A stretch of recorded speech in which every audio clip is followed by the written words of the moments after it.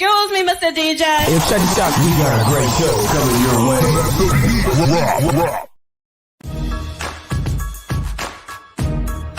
From the ECSI Sports Studios, it's the Midday Market Report with Jeff Dawson.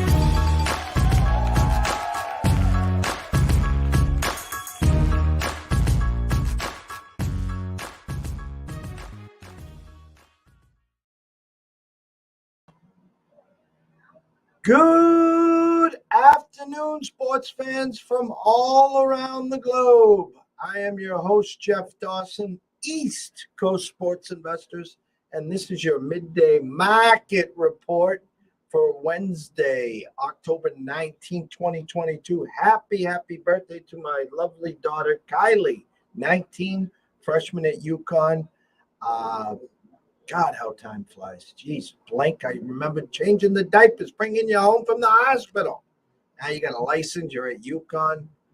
Holy moly. A great start to the day is Hakeem Prophet. Ski, we call him, makes his debut with us on ECSI, talking NBA props futures.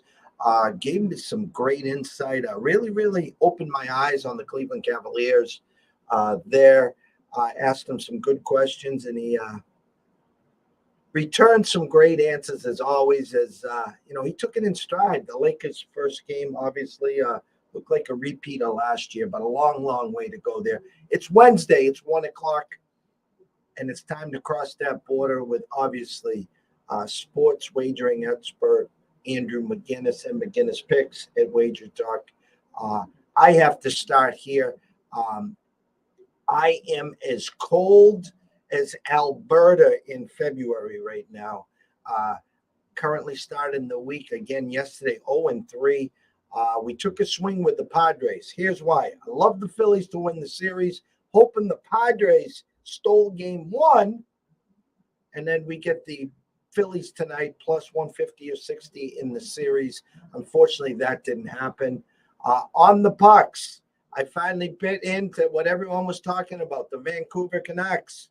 Another 2-goal lead, then a 3-2 lead, and we lose in overtime. And the real kick in the you-know-what, Kings puck line plus 150. I'm sorry, not Kings. Predators puck line plus 154 last night. 3-1 lead late, and it goes to overtime. Thanks for playing. No crying in baseball, and there's no crying in hockey, but I'm crying. So without further ado, let's bring him in, the one and only Mr. Andrew McInnis. Mr. Jeff Dawson, how are things? I'm doing. How are you, sir? I could probably say the exact same thing. I'm doing. I'm getting by. I'm frustrated. Last night I had a pretty big bet on the Ducks and Devils over 6. But as you know, the numbers move and selling plays. I think about a quarter of my clients and customers got the 6. Probably about 3/4 got the 6.5. And, if you're an advanced metrics guy and you look at those websites, you probably wouldn't agree with me that game went over. But I watched the Ducks and Devils game for 60 minutes. And unless I bet on that game, I wouldn't have been watching the Ducks and Devils play. And it had a lot of chances. So I was disappointed there with that one. But overall, I can't complain. It's exciting. The weather gets colder, but more sports start to pop up on TV. So at least there's more to do inside, more reasons to stay inside. But do me a favor. You just try and get in as many jabs as you can about the Lakers to ski, because it just makes it that much more fun. You'll get them smiling. And if you can cash that over 5.5 Lakers jokes every show, you'll be in for a treat. I told him I have an easier chance of getting Stephen A. Smith on than I did with Ski. And the funny thing is, I sent him a direct message on Twitter after we met in March at Westgate. And 8 months later, he checked back in and he's like, oh, geez, yeah, everything's great. Basketball's on its way. And I'm like, Ski, I thought I did something wrong at the Westgate. I was like, he goes, no, I just never checked. So we finally got him on. We're going to try to get him on a regular spot as we do with you for the NBA. Andrew, I noticed something. In our hockey, we started the year 0-2, and then we rallied. We got to 2-2, and this week in the pucks we're 0-3. I've been doing a lot of team totals, and our losses on the team totals, the games went over. Now, as you know, when I look at the team totals, I'm trying to grab the plus money. I'm not going in on a over 2.5 minus 170. I'm staying away from those. Can you help me out? If I'm identifying the plus money and I like for instance, let me just look over, like for tonight, if a team was 3.5 under plus 130, I'm trying to get the plus 130 money, yet the under over 6 and it lands on and it finishes at 7. Am I getting a little too creative here? I would say stick to the plan you have going on right now. It's early in the season. I think that a lot of these surprises that we're seeing right now aren't going to hold for that long. That's for sure. Especially, Buffalo upsets the Oilers. We saw, of course, the Coyotes beat Toronto. We're seeing Philadelphia beats Tampa. We're seeing so many things happen that's going to throw everybody off. I think especially as much as we don't want to, write off some of these good teams, we also don't want to hype up some of these bad teams that are playing well either. I think that goes the same for some of these team totals. The team you're taking on your team total maybe comes short, but at the end of the day, the full game goes over. I think long term, that's still the way to go, what you're doing and isolating those team totals. You look at today's board, I think it's a good example of team totals or certain. That Philadelphia and Florida game, I'm sure we'll get into it. It's an interesting game as far as how do you approach that if you want Florida, if you don't want to, lay a big price like that, right? And I think that you're right on with those team totals. But I will say that that is one thing I've noticed, and I've told people on different shows, is that a lot of times, I'd love to ask Ralph Michaels about this, Jeff, because a lot of times I'm noticing how many times do you see a spread or a price that's minus 250 and higher where the total stays under? It's not really often, because the team that's favored is probably going to get 3 or 4, and then the wild card is what the underdog is going to do, right? And if a lot of times in that mix, if you get the underdog to give you 2 and I think 3 goals is that magic number, then you go over 6.5. So a lot of times for me, if I see like people that nobody should be doing this stuff anyway, but if you tossed in Edmonton to your parlay piece last night, you lost. You tossed in Tampa Bay to your little parlay piece, you lost, right? But you look at some of these games long-term, and the results for me seem to be that these games that have big prices always go over the total. So do you like looking at the underdogs team total better, or do you like looking at the favorite? Because I think we talked about it last year on the show where I said to you, look, for example, Winnipeg is a good one tonight, where their team total, you can get over 2.5 at like $1.25, 130, right? The money line is like plus 180, 185 at DraftKings. So some people might call me crazy for sacrificing a plus 180 long term. And, I always say, if you pick a strategy, stick to it. Don't bounce around, because you want to long term see the results. I would rather take that plus the over 2.5 team total with Winnipeg and hope for 3 goals than I would rather, so many times out of 10, hope the Winnipeg beats Colorado outright.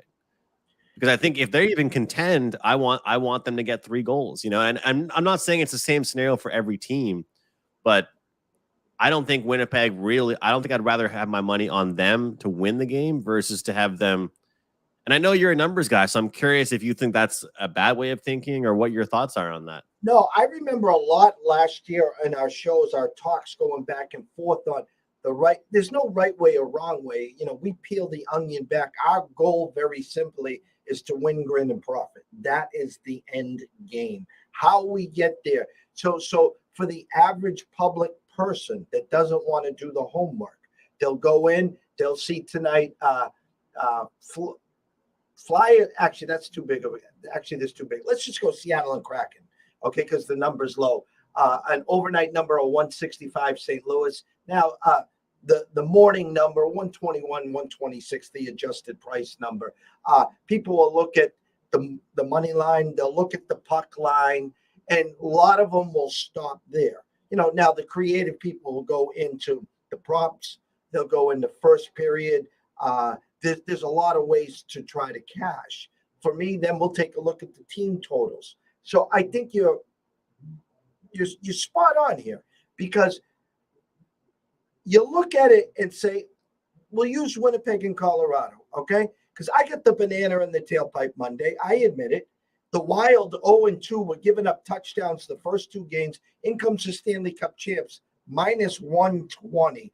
Okay, now I know if I'm a general public person, you're going to give me the Stanley Cup champs against a team that couldn't stop a softball, never mind a beach ball, okay? And I only got to lay 120. No, me, of course, smelling trap, take the Wild, and we lose, okay? So it's a real kick in the you-know-what. We did have the Jets. We did cash earlier last week on the Jets.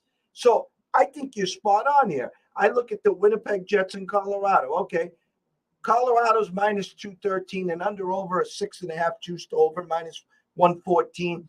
Team totals: Colorado 3.5 over 140. Winnipeg 2.5 over 145. Do I think the Jets are going to win? Probably not. Do I think the game's going to go over? I think it's got a good shot to go over. Probably, though, if I want to get into the game, the safest play is the Winnipeg Jets team total over 2.5. Unfortunately, that's the one piece you got to lay the 145. And the number has kept climbing. So that's how you know that we're kind of on the same page with that. I love that you brought up that Avalanche and Wild game, because it's just, because I looked at it the other way where it was Avalanche or pass for me, but it ultimately ended up being a pass because it was that smells a little bit off. You know, it was a little bit of a sniff test type of game. And I was like, what the hell's going on with this price? You know, it's so weird because, and I get your reasoning for taking the Wild, and you know, they needed a bounce back, right? They could have been a more desperate team.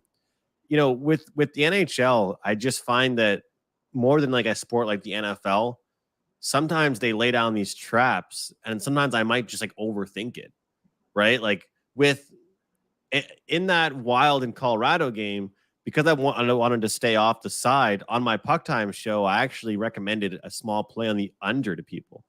So that was my contrarian play. Yours was the Wild, and mine was the under, and it was a big over game as well. So I mean, who wants to take the under in Colorado games right now? Who wants to fade them? I mean, that Calgary game was good. Calgary got it done against them. Big game for a strong team in the West, but it's a real good point. And sometimes you look at these overnight numbers, and I really recommend to people, even if you're, you have a 9 to 5, you have a busy day job, before you go to bed at night, take a look at what the prices are for certain things before you go to bed. And then on your lunch break, take a look at what they are again. And I'm telling you, it'll make you such a smarter, better, because you'll learn what's happening and what the movement is. And, typically the movement is pretty accurate, right? I mean, yesterday, you take a look at that Ottawa game, a lot of people were scratching their head about the Bruins. I had the Senators, and I just didn't think that they were as bad as everyone thought they were. And the Bruins, as much as they're off to a good start, I don't think they're going to play like that every night, right? And I talked with you about this Bruins team. I hope they have a great October. That way I'm going to fade them all November. And everyone, I'm going to Boston in a month or two, and everyone's going to be like, get this guy out of here. I mean, we don't even want this guy in our town, our city. But truthfully, they're ranked the 4th lowest as far as expected goal percentage, which I thought was crazy because they're doing so well. But it turns out that that's just because they're scoring highlight reel goals, which you're not going to do every single night. But yeah, Jeff, I love talking about these prices with you because it's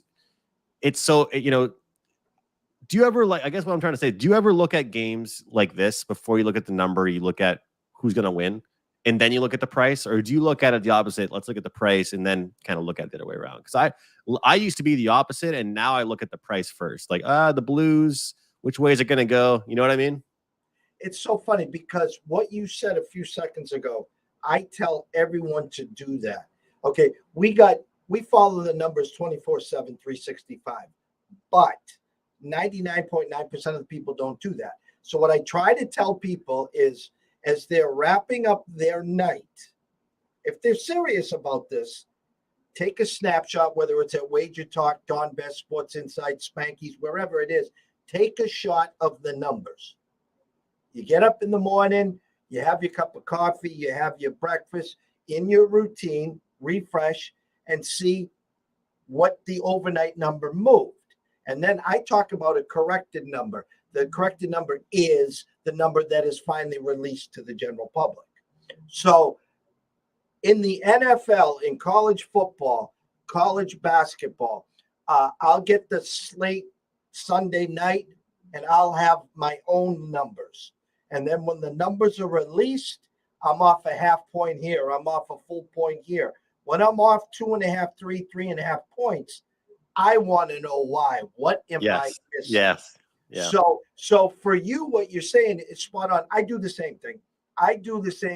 So you talk about the Bruins. Let me just give you my history of the Bruins this year. Okay. Opening night, Capitals team total over, loss for the Monday night, Florida team total over, loss against the Bruins. Okay. Now, the Bruins look like a good team. Back to back after playing Florida, now they play Ottawa. I remember Matt Peralt's he grabbed the Bruins overnight at plus 104. That number went to 20, 25. Ottawa minus 140. Everyone's like, that's a perfect example. I should have been on Ottawa. I knew that was the same thing as Colorado in the Wild. I knew what the right side was. Ottawa gets out 3-0. Matt's like, oh, Jesus, they were right. And then the Bruins tie it 3-3. Now I'm saying, I'm glad I stayed off that game. 7-5 final. And everybody seemed like it was like that. But I will tell you though, in the NHL, you want to jump in, I think, probably midday on some of these games, because if you're betting, you get off work and you're going to log on to your account, you're going to see the Ottawa Senators at a way different price than they would have been at 10 a.m. And that truly does, a big thing I've been focusing on lately, Jeff, is long-term. That's been a key word in my vocabulary for betting lately, because making these decisions, betting certain ways, it's kind of like the head coach of the Chargers last year. I remember I specifically this game against the Chiefs, he went for it on fourth, every time, or went for 2-point conversions. And the thing that people have to get about these decisions people make is that you need to consistently make that same decision, right? That's what the analytics come in. So as much as he might have failed the first time, the second, you kind of have to stick to what you're doing. And the reason why I say that is that, if you're consistently getting the minus 140 when it should be you getting minus 120, then you're literally losing 20 extra cents every single time you bet something like that. And it does make a huge difference. I've never really been someone to preach, whether it's CLV or that kind of stuff, but you also want to wait up for the accurate information. I'm never somebody that releases a play to people that pay me at 6 p.m. the night before, when I don't even know what the line pairings are at morning practice or what I think they're going to be or things like that. But it's becoming really apparent to me that especially with these back-to-backs, overnights, or travel spots, it is important to check them out and get those prices in early, because the fact is, I'm trying to think, there was a game a couple days ago, it was the Winnipeg and New York Rangers game. Good example there. So Winnipeg was the play a lot of people liked, seemed to be a popular one. But did that line ever get out of control, right? It got out of control. And Winnipeg ended up winning that game. I think it was 5-2. But there's that. You see the graph go up, right? And then once it got here is a point where I wouldn't have betted anymore. Where some people will say, I like Winnipeg point blank, period. I say I like Winnipeg up to this point, where I think a lot of people would just say, well, Winnipeg's going to win. I'm going to bet them at whatever. That's one thing I've really been obviously the show, the Midday Market Report. I mean, we're talking about the market here, and it's the midday. This is the time you should be getting your action in, I think, and making those big decisions. Sorry for a little rant there, but I think that's what I've really been focusing on this year. No, you're spot on. And in that game, we had the Winnipeg Jets team total over there. That was one of my catches there. And I got to piggyback, because I think you got to trust the process. Now, all this is a marathon. What you're doing in October might not be working in February and March. So I always talk about this as the 7-course meal that never ends. You sprinkle a little here. This is working. That's working. The guys at VEASAN, I always bring up Mitch and Paulie, because once a team gets hot in the first period overs, teams that get hot in the first period unders, then they get creative. Vegas at home to score a goal in the first period is 18. Right. And there's just so many ways to dive in. And at the end of the day, again, it's just how many tickets are you cashing, how many are not cashing, and what's the plus minus ratio at the end of the day. And I will say, I've been betting a lot more totals to start the year off than sides, just because who knows what the hell you're going to get from these teams as far as, performance winning wise. But you can kind of get a read, I think, as far as the pace they're going to play at, which, you look at my record last year, even overall, I was much, much better with totals than puck lines and sides. They're both pretty solid, but I just feel like I get a better read at kind of the tempo of a game and what I expect out of them, especially early in the year, than I can off a side, and that's kind of, tonight, the Panthers and Flyers play a little bit of a different story. I think that the best play in that game, Jeff, is the first period puck line for the Florida Panthers.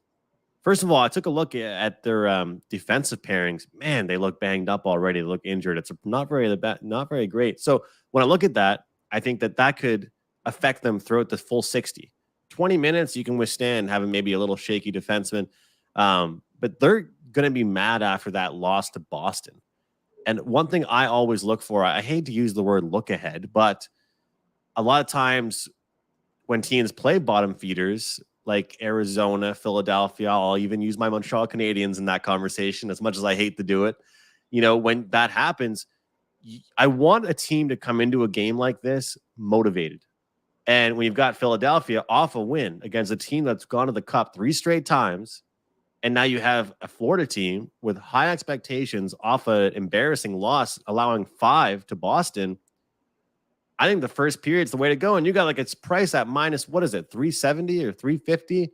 And you can get minus 110 for them to win the first period. I think that's the way to go. I bet the same thing a week ago today when Pittsburgh took on the Coyotes and they won 3-0 in the first period. It's just amazing how many ways you can go. And like I said, we've started off the week horrendous. It's a short slate. Obviously, there's 3 games tonight, a bigger slate tomorrow.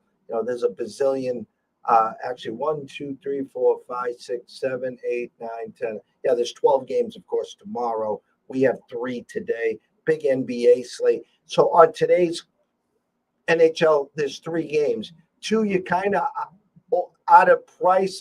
In other words, if you wanted to get creative in the Avs, you could do the puck line. I could see them winning by 1. For some reason, I think the Jets are sneaky there, but that's just my eyes.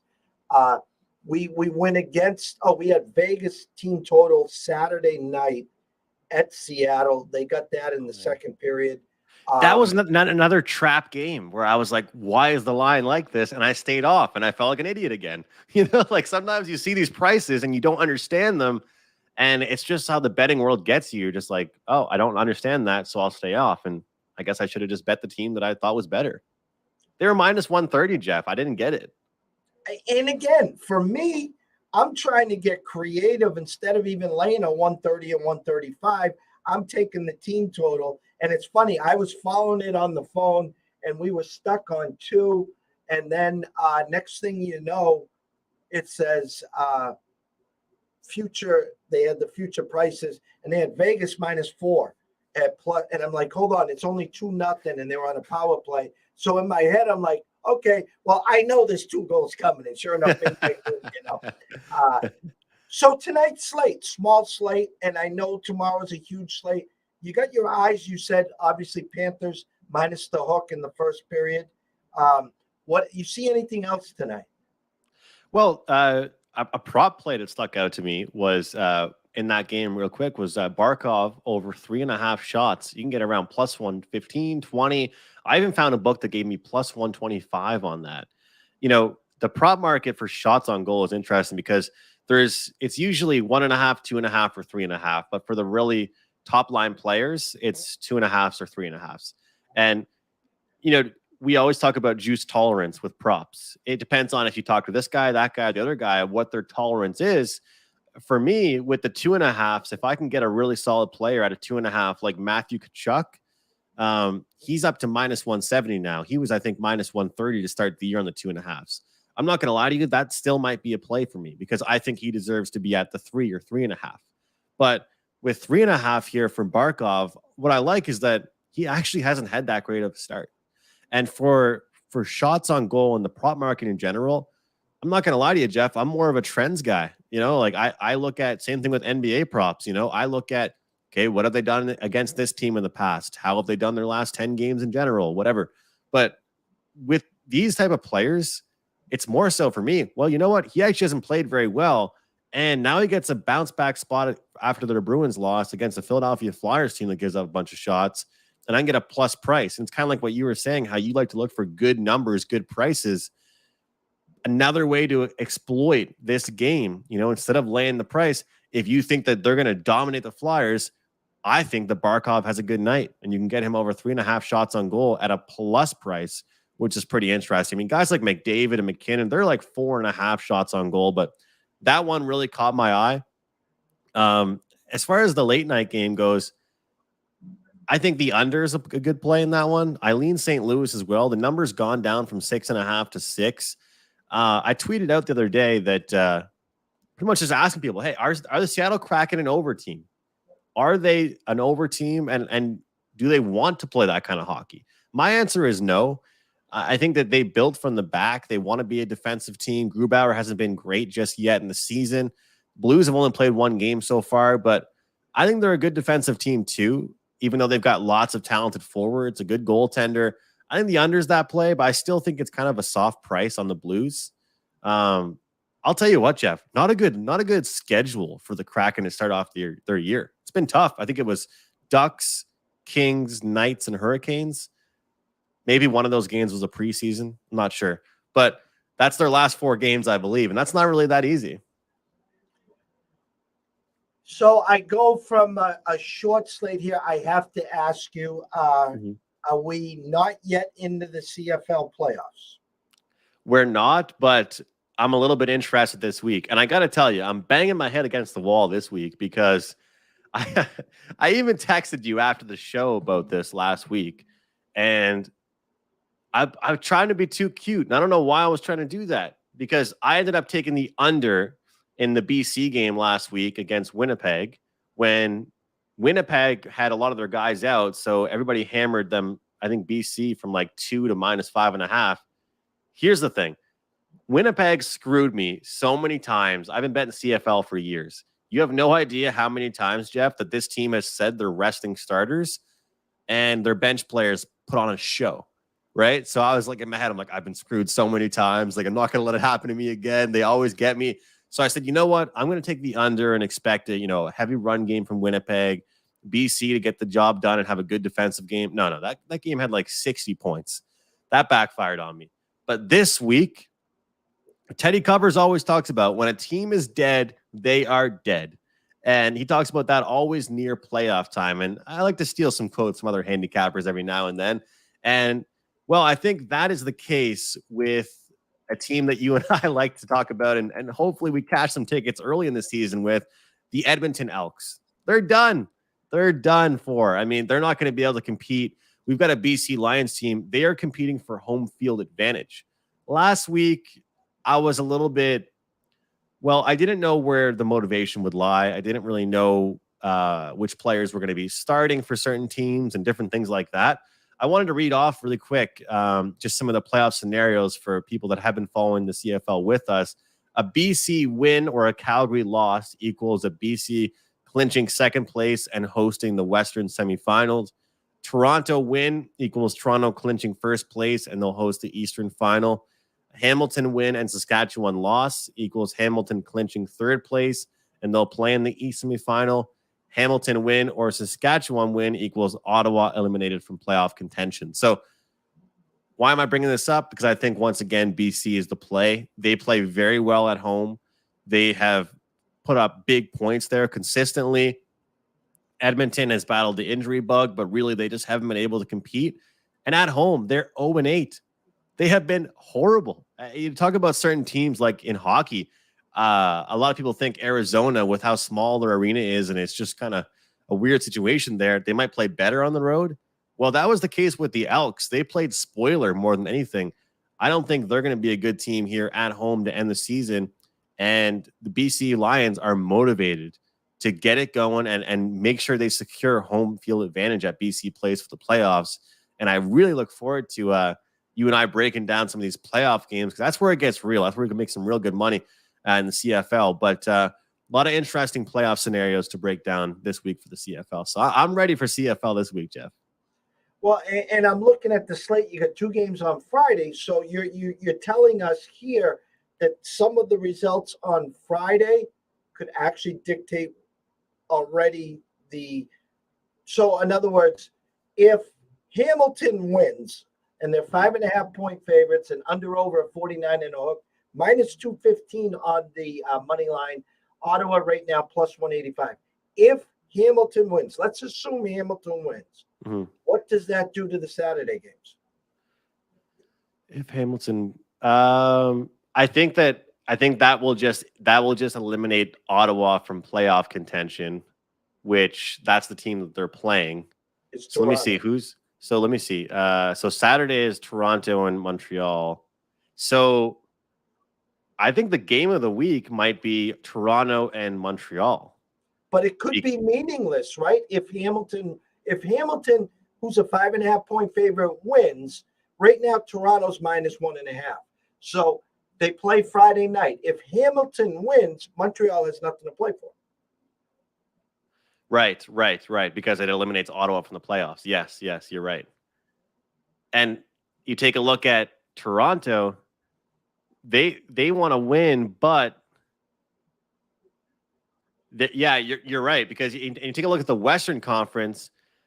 Calgary's already secured. Right now, the East is a lot more shuffled than it is for the West. That's for sure. And I saw some interesting news, actually, as far as the Rough Riders go, that they're thinking about changing quarterbacks this week. Fajardo is actually healthy, which I remember I had a rant last week about how he just doesn't know how to throw the ball away. The guy takes an 8-step back every time the ball is snapped, and doesn't know how to throw the ball away. So he gets sacked, and all of a sudden it's second and 18. So that's an interesting factor. But yeah, I think you're right. And you take a look at the deal really for the Red Blacks. Ever since they fired their coach, they've shown really bright flashes, of brilliance on offense, but their defense still gets picked apart, and I think that Hamilton will be able to take advantage of that. Dane Evans, their quarterback, pretty much all season long, everyone said they kept the wrong guy. They should have kept Masoli. They kept the wrong guy. But it's not about how you start the season. It's how you finish the season. And I'll tell you what, Jeff, he seems to be in form right now, which if you're a Hamilton fan, you've had a roller coaster of emotions all year. You have. But, hey, you want your quarterback being hot at the end of the year, not really at the start of the year, right? So he's looked pretty good. All right. So we're going to break down the board here for you. We got Friday night Hamilton 5.5, 49 and a hook minus 215. The Red Blacks plus 5.5.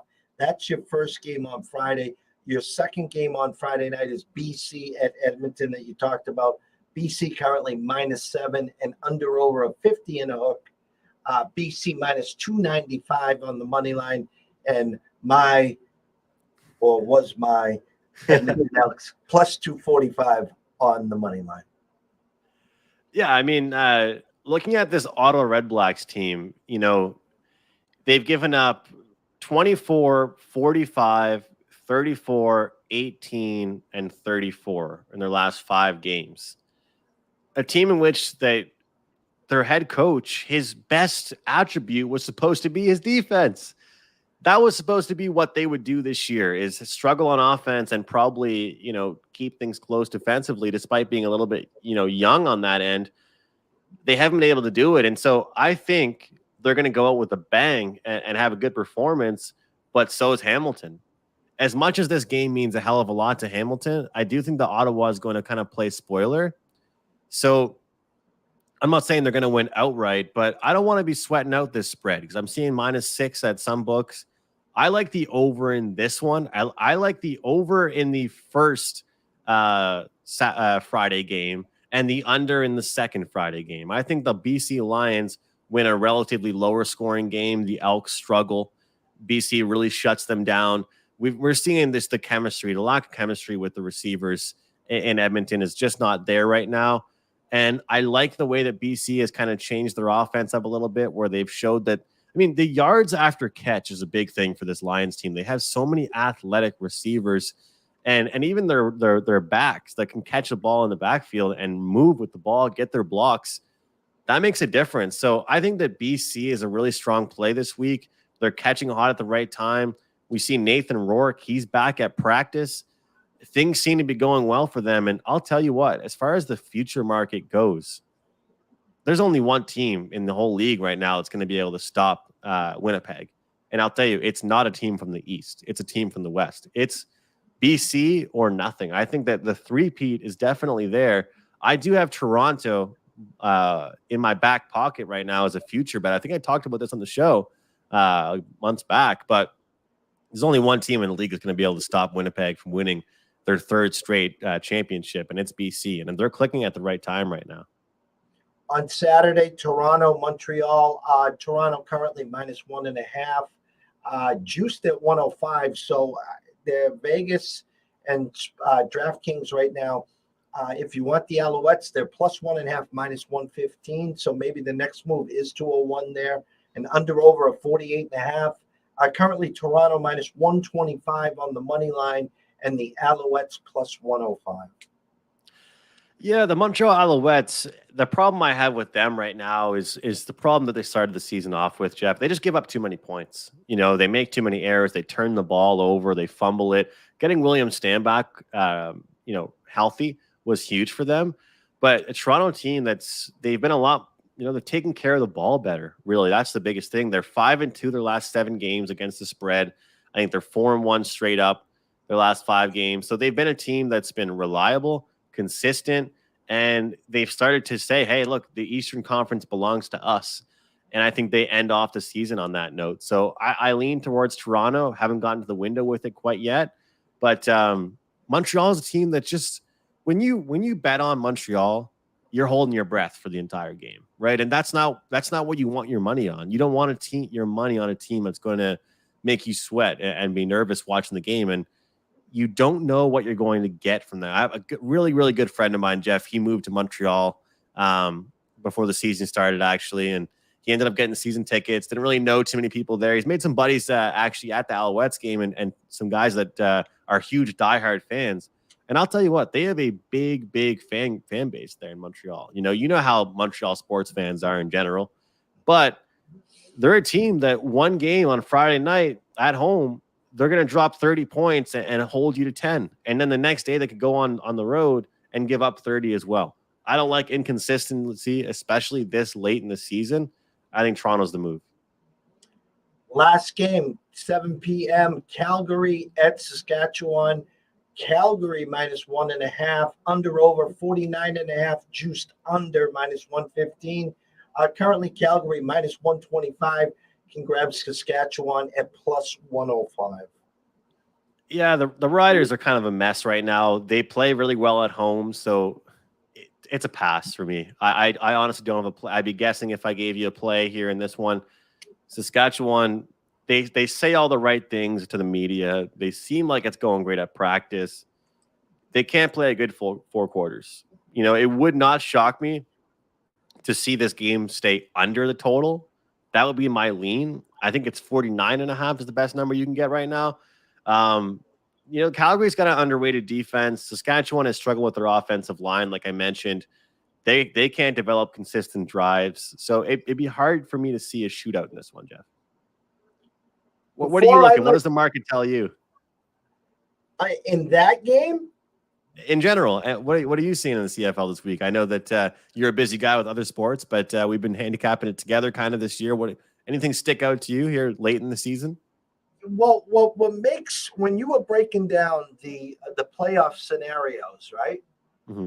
What scares me here is Montreal is shaded to +1.5, -115. Mhm. Unless I'm misunderstanding you, if Hamilton wins, the game is meaningless to them unless they want to be a spoiler to Toronto. Is that correct? Yes, because Toronto will be first. But And the Alouettes will not be playing for anything, correct? Other than spoiler?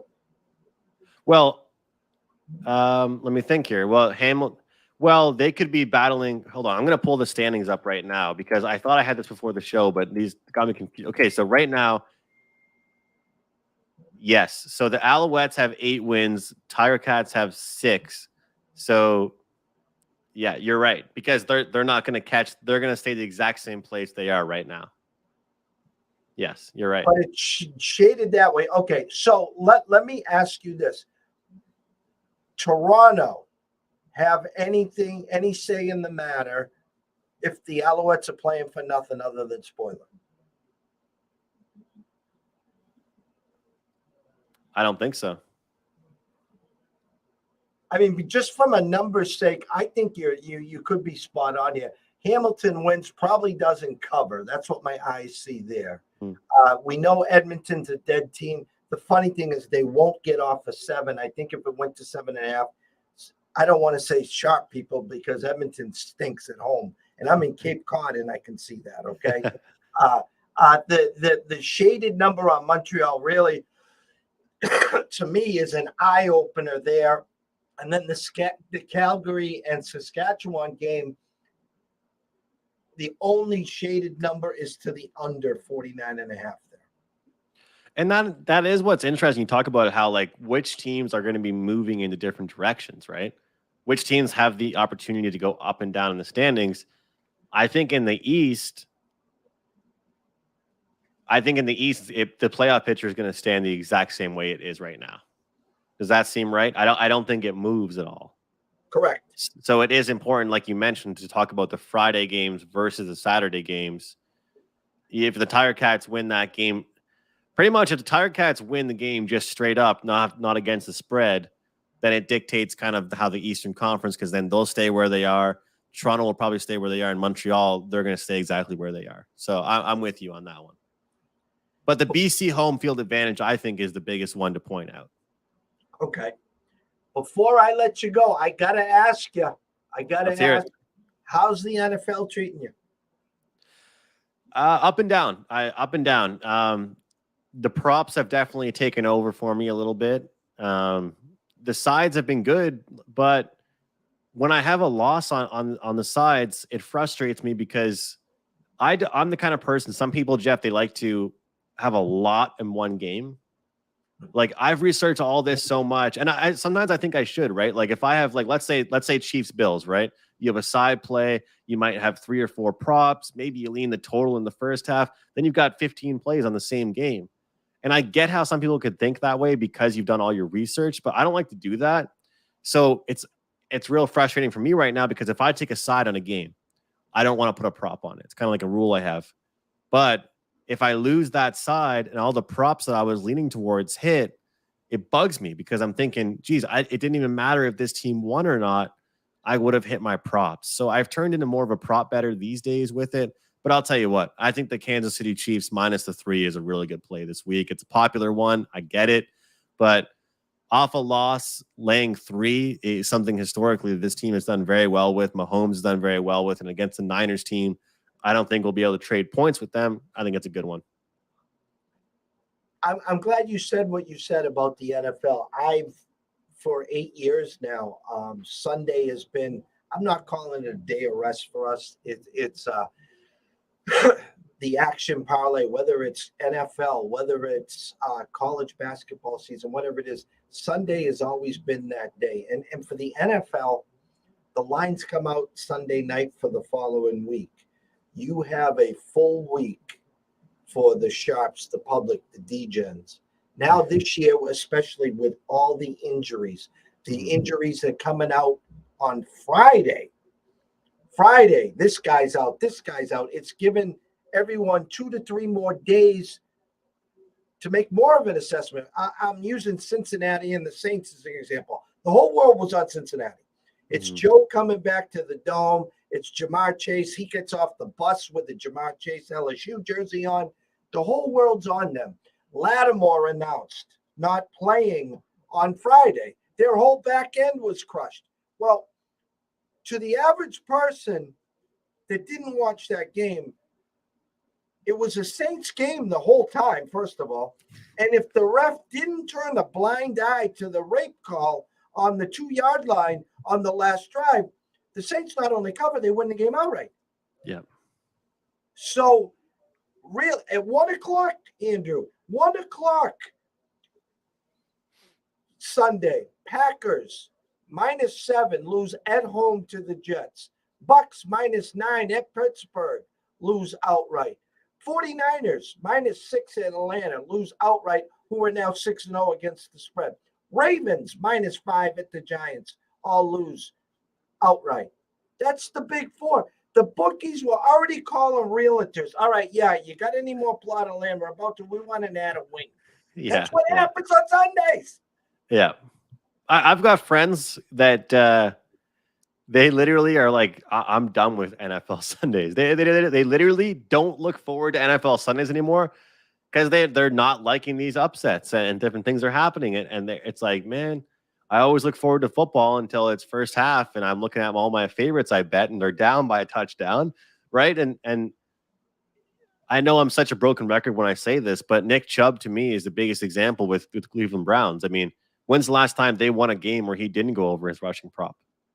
Right? It coincides, or maybe he will go over even when they lose, and that's the way I'm looking at it right now with some teams.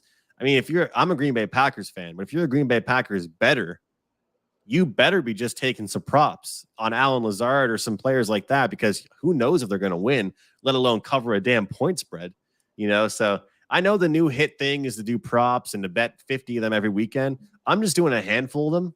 And to be honest with you, after I'm finished this show with you, I'm going to have some lunch, and then I'm going to deep dive into. I get so caught up in my monitor for these props and these websites. I've got so many tabs open. Wednesday afternoons after your show is always out. There's so many props to look at. I try and go game by game and find some certain spots, but this is usually the day that I do it, Jeff. The scroller's been going the whole time as always. They can follow you, obviously, at McInnis Picks. They can follow you at Wager Talk. They can go to Mayflower Sports. I always talk about going over to YouTube, subscribe, and download your videos, your shows. They're just absolutely amazing. And I give you this time to tell everyone what you got going on at Wager Talk. Maybe some promos, maybe some NHL, maybe some CFL. The stage is yours.